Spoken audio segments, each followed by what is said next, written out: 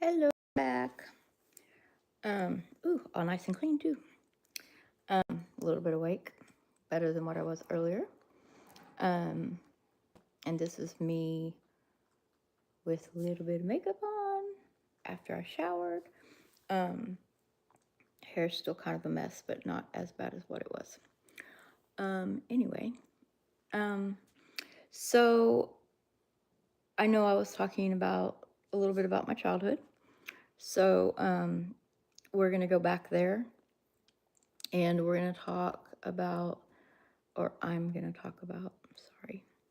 Um, Explain a little bit about the monster that was supposed to be my biological sperm donor a little bit. So his beliefs were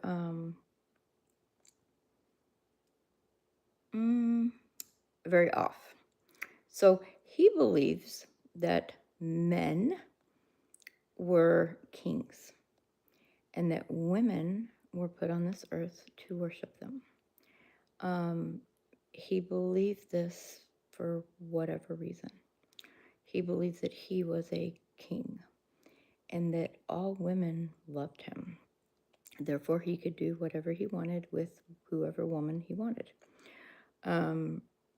As early as I could remember, I remember him constantly beating my mom. I can remember him stabbing my mom with forks. I can remember him kicking my mom, hitting my mom, punching my mom. I remember right after my mom had surgery, she was curled up in the floor trying to protect my baby brother. And we were living in a 2-story yellow house. And I remember him trying to get my baby brother from her. And I was in the kitchen and she was screaming oh my gosh, my hair's getting in my face. She was screaming in the floor to please stop. And he just kept kicking her in the stomach. And I think it might have been gallbladder surgery. I could be wrong. But I mean, I was little. I mean, I'm talking little. I was probably toddler age, maybe.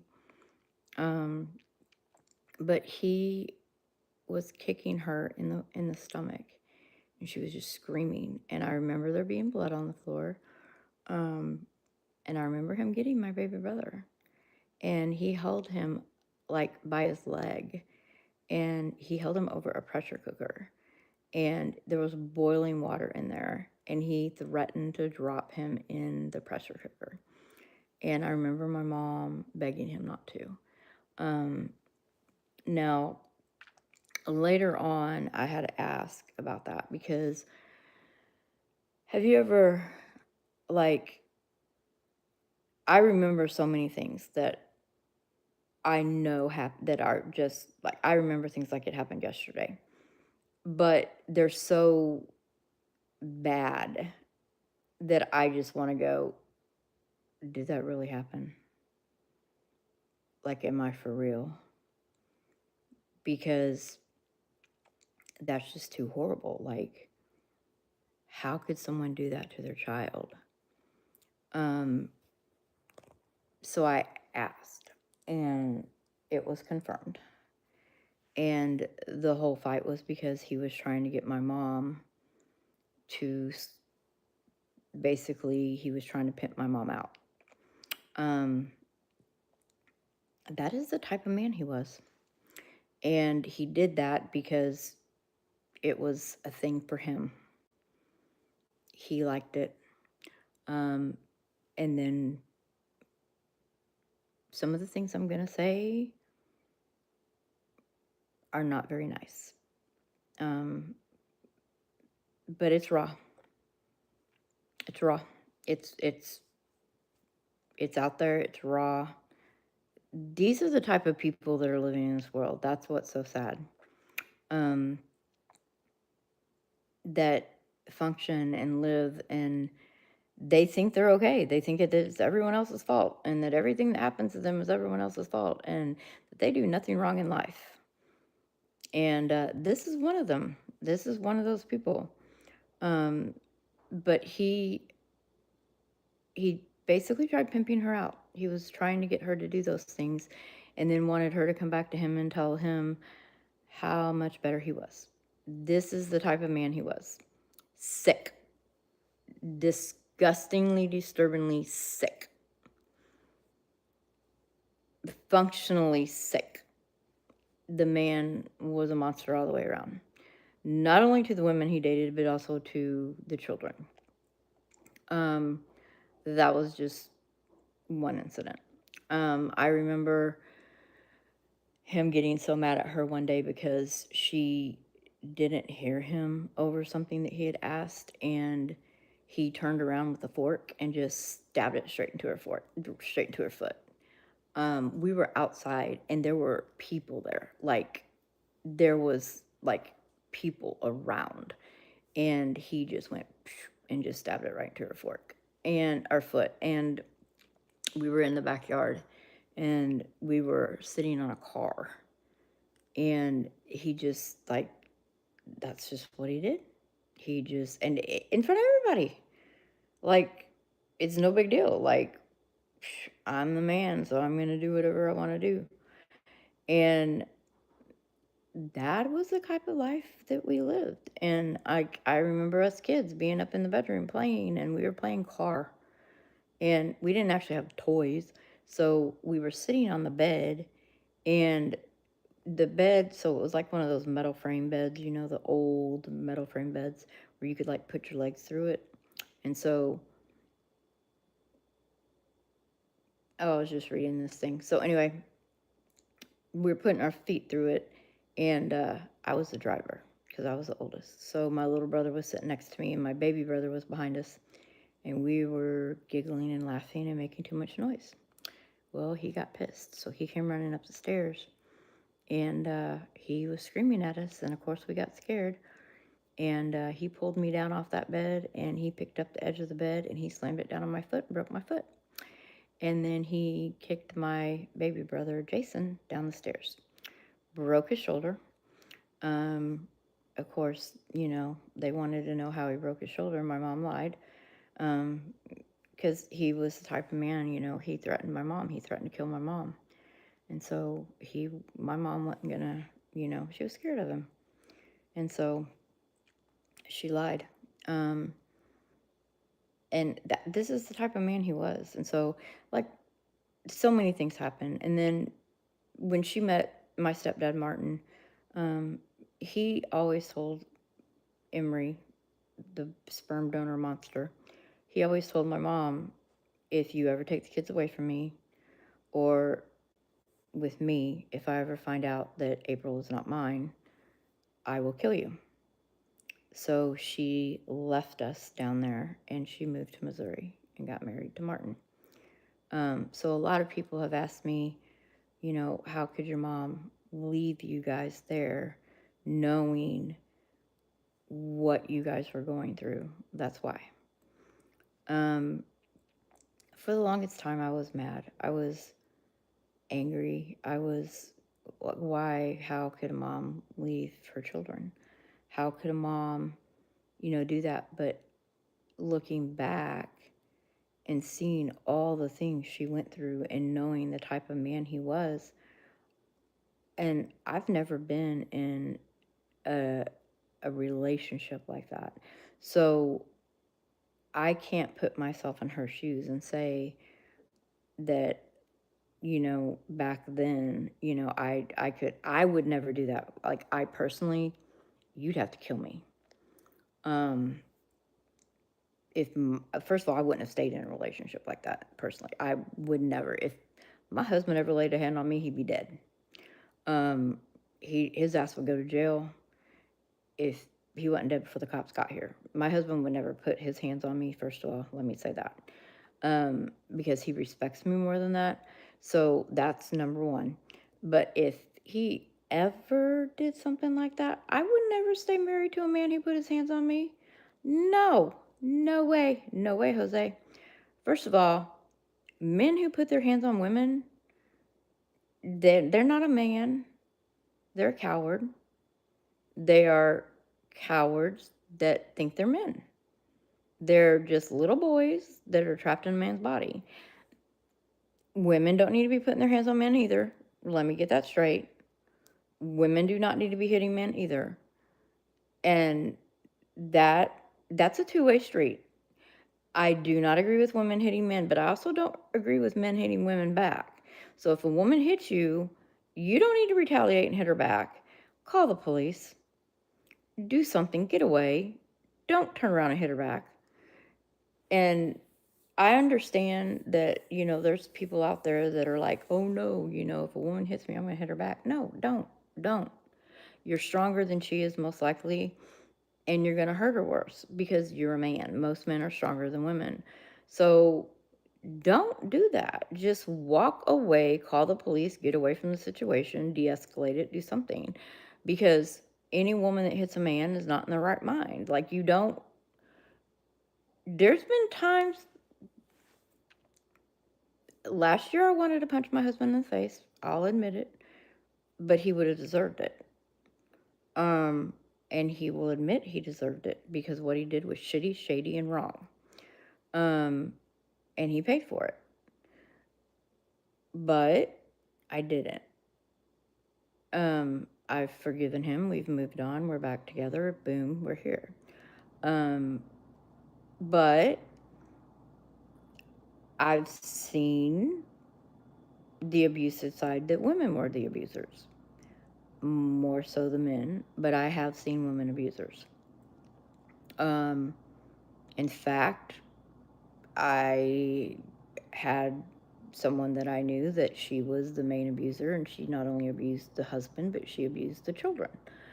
And DFS got called, and there was a lot of issues. I mean, a lot of issues. But in any case, back to the sperm donor. There were many, many times that he would bring different women in the house, and he would do the same thing. He'd beat them. And why these women would stay with him, I do not know. It confused me as a child because there were always these different women, and I was just like, and we'd have to call them mom. And I would say, no, that's not my mom. And I would get beat. Why? I'm looking at this now going, why? Why would I get beat for not calling someone my mom when they weren't my mom? Or they'd be my mom for a week, and he would get tired of them and throw them out to the trash. He was a hoe. So he ended up marrying again. She was very nice, very sweet. He beat the living crap out of this woman all the time. She was so scared of him. Prior to him marrying her, he went to Waco. I had a teacher, I will never forget her. Her name was Mrs. Ellis. She was very concerned about me because I would come to school with bruises, and I would come to school with no shoes on, or I'd come to school with no jacket, or I'd come to school always wearing boys' clothes because that's all I had. And she talked to someone, and a police officer came to school one day and was talking about stranger danger, things like that. And I happened to speak up and go, I know what an orgy is. And no child in kindergarten needs to know what an orgy is. And she said, that's the little girl I'm talking about. I had bruises on me. I was very scraggly. So, of course, he docked me. And I told him some things that shocked him. And he asked me if I knew where some stuff was. And I said, yeah. And we left, and I went to my house, and I showed him in the mattress where he kept his dirty pictures and his drug paraphernalia. And there was a spoon, and there was some other stuff in there. And in some of the pictures, you could see us kids in the background. We were sleeping. And because of all of that, he got arrested. There was a whole bunch of police at the house, and he got arrested. And he got sentenced to Waco Penitentiary. And unfortunately, he lied to everybody and said, oh no, he had to go to a mental hospital. No, he went to Waco. And I got to go live with my grandma and grandpa, which is the happiest moments of my life for a while. While he was in Waco, he got a Cracker Jack box minister license. And I say this because this man thought he was a preacher. So he came out of prison and he took us back and he decided he was a preacher. This man would hop around like a bunny rabbit, screaming God's name, acting like he had the Holy Spirit, and he would take people's money and then he would go buy alcohol and get drunk. Let's talk about being shameful. He would hold revivals in our backyard. And he would go around and hold revivals in these churches. He would fool people left and right. Oh, I'm a holy man of God. Yeah, he had the Bible in one hand and Jack Daniels in the other. He would literally take their money and go buy alcohol with it all the time. And he would not buy food. He would not buy anything like that. He would buy alcohol. Alcohol. Whiskey and vodka. Whiskey and vodka. He would throw us down in riverbeds and throw alcohol down there and say, drink it or you're going to get beat. My brothers, they would drink it. Me, I didn't like the taste of it. I didn't want it. I didn't want to be him. I would dump it out and pretend to be drunk. That is really sad. I learned how to pretend to be drunk at a very young age. My brothers, on the other hand, they were drunk. They became alcoholics at a very, very young age. We would have to deal with, yes, I know that, right? I do know that, Stella. We'll get into that. It's bad. I no longer have my brothers with me because of all this. We would have to deal with him beating us over hiding food, all kinds of stuff. So when I finally moved to Missouri, it was a blessing. It was such a blessing because I didn't have to deal with his pathetic ass anymore. He told me that I was going to the rich life. No, I was not. We were not rich. We were poor. I don't want to say poor. We were medium, middle class, whatever you want to call it, but we struggled. We had everything we needed, but we had nothing more. We had love, we had laughter, we had family. That's all we needed. We had food on the table, we had clothes on our back. We didn't need anything else.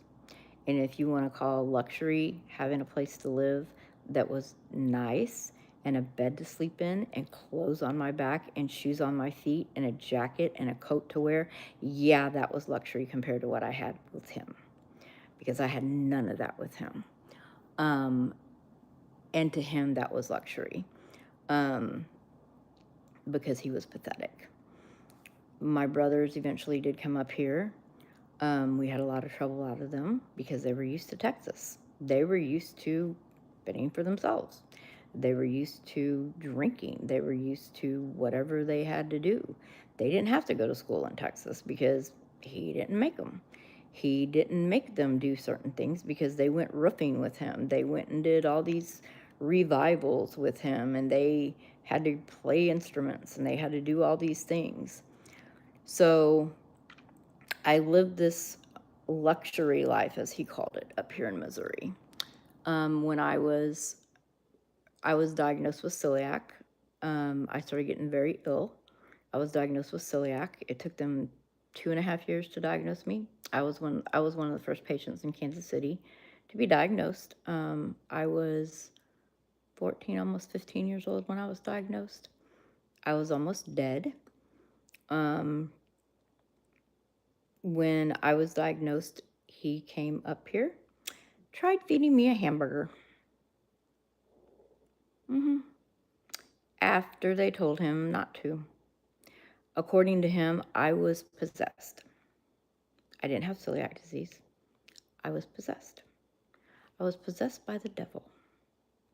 And he needed to pray it out of me because I had chosen to come to Missouri and live in a luxurious life of money instead of staying with him. Therefore, I was possessed by the devil. So he tried forcing me to eat a hamburger.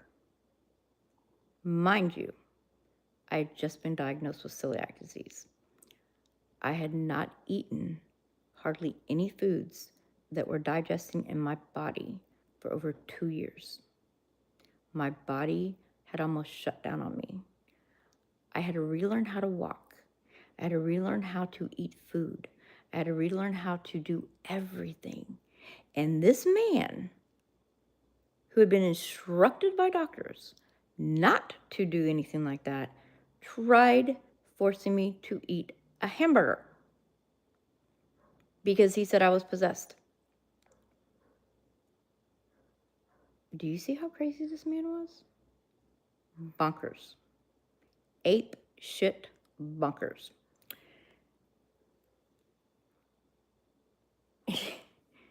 Yeah, you guys do make me feel better. But he got kicked out of the hospital and he was never allowed back in. According to him, I've always been possessed because one, I stand up to him. I don't tolerate him. That's a whole nother story. We'll get into that later too. Hey, hi everybody. And so, when he got kicked out of the hospital, everybody was possessed then. My mom was possessed. My dad was possessed. My dad is my stepdad, Martin. So just remember that. Everybody was possessed. It was crazy. So later on, I was on a youth trip. I did not want to go with him. We were in Oklahoma. He wanted to see me. I was 16. I told my mom I did not want to go. He still had legal guardianship over me. He threatened my mom. My mom told me that I needed to go. I said, Mom, I don't want to go. I knew if I went, something was going to happen. So they set it up with our youth director, and I had to go. And he was only supposed to take me out to dinner, and he was supposed to take me out back to the reservation.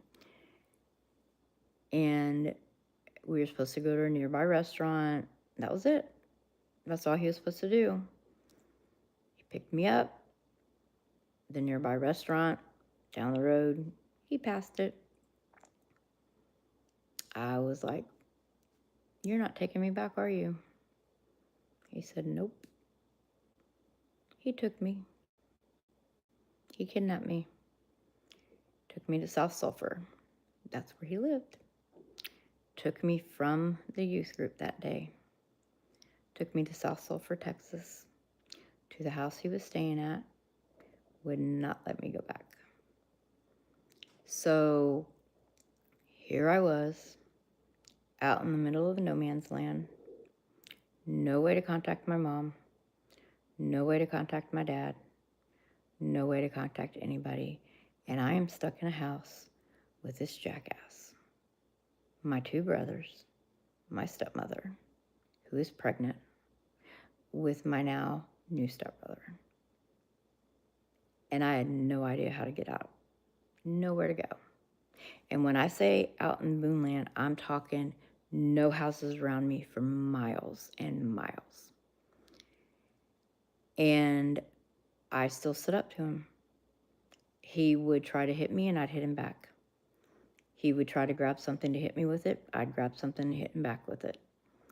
He threw me down in a water silo as punishment. Grabbed me by my hair, dragged me up the steps of the ladder, I had to climb up that ladder as he's grabbing me by my hair, and he made me get into a water silo and made me tread water holding onto that damn ladder all night long.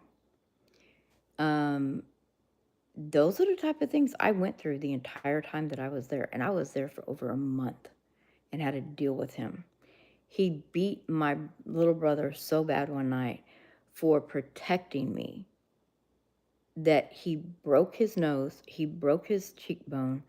I mean, I tried getting into the house, and that was a fight because my stepmom was like getting on to me about breaking into the house, and I had to threaten to punch her in the stomach to get away from her. Um, I eventually got into the house so I could fight him to get to my brother, um, which my brother was unconscious by now because my brother had been beaten. He'd been thrown into a gas water heater. My other brother was so beaten, his face was bloody. Um, I mean, this is the type of man he was. Like, he didn't care. And when he raged bad. And it was horrible.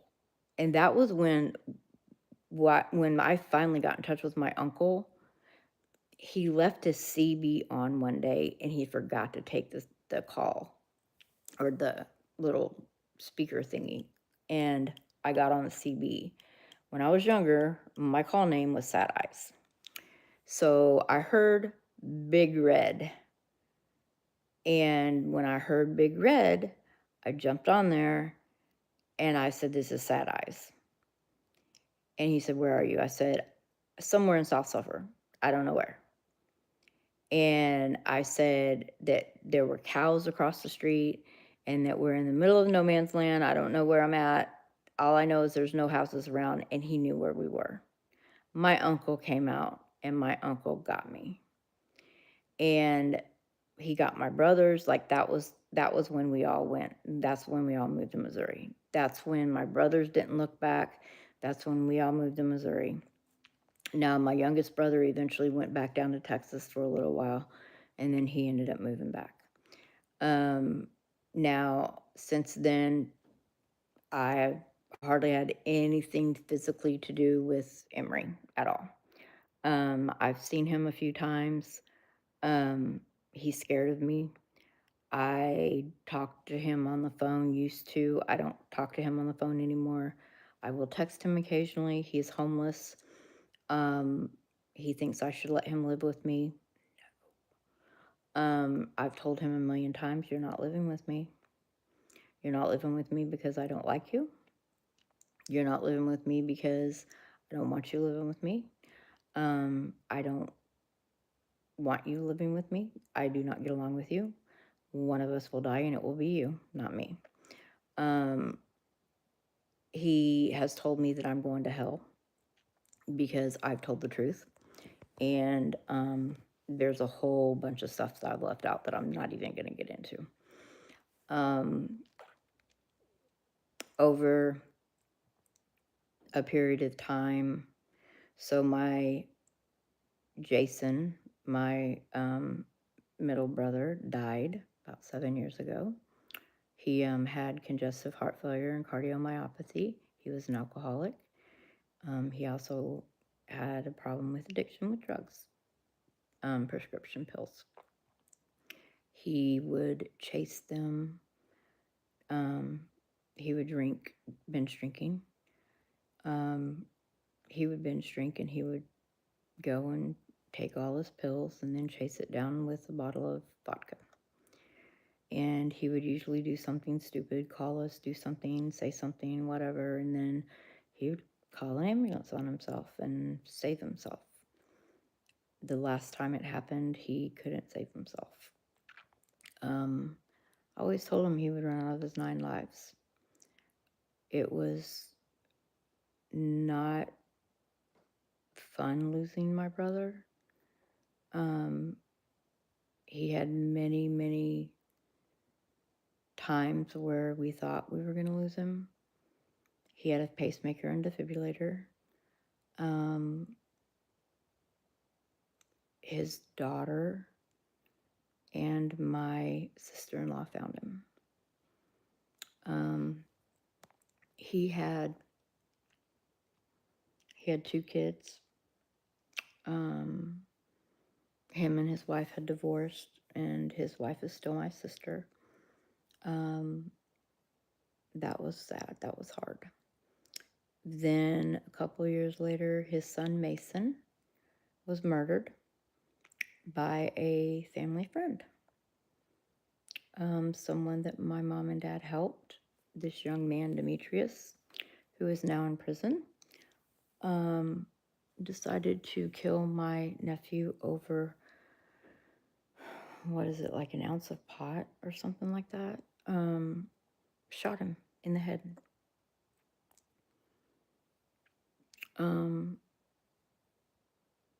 Just killed him just because. No real reason. Just because.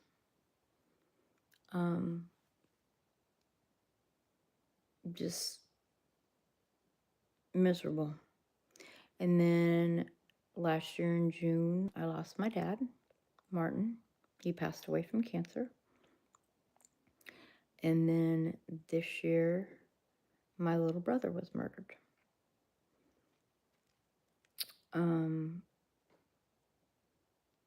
That was hard because I had not talked to him in quite some time because he had so much brain damage from everything that had happened. He had stopped taking his medications, and he had schizophrenia, and it was bad. He believed a lot of things that weren't true. He didn't know how to differentiate fantasy from reality. And he went on a tangent and basically said a lot of things that weren't true. He believed he was all these different titles, things that are way out there. And then he was living off of Snybar Road in a mansion, and he was actually renovating it. And a couple of people tried breaking in over there, and so one of the people had already threatened to kill him. We know who it is. But the police don't have enough evidence to actually do anything about it. And they shot him one time in the heart, and he died.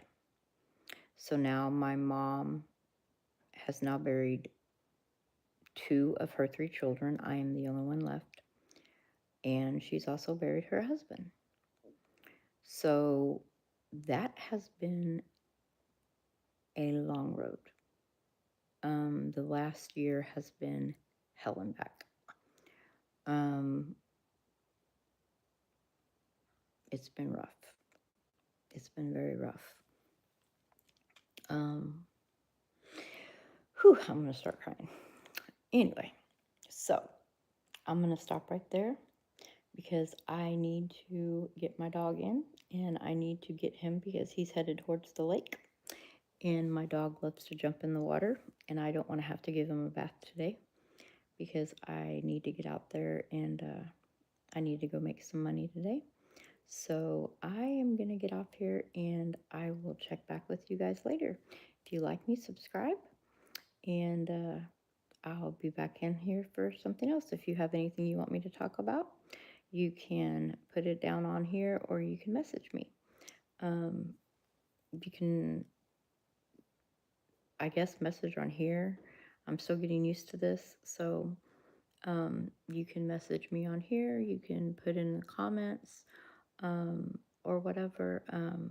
I don't know, I'll try to put a link or something down here also. So I will talk to you guys later. This is April Raw.